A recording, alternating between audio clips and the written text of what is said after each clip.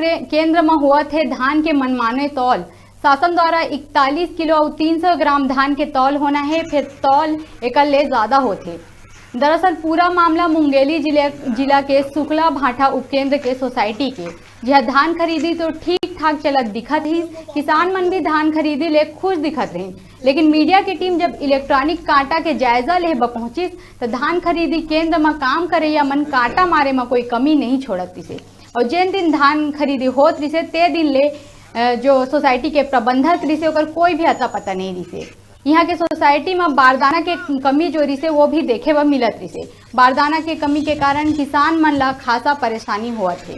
और ये मामला में जब सोसाइटी के अध्यक्ष में बात हुई तो देखा होकर का कहना है।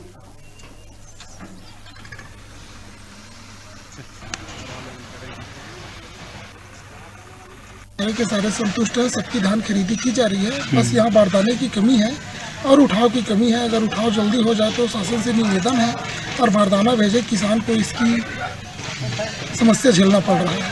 कितना समय यहाँ पे किसान आ जाते हैं अपना अनाज लेकर?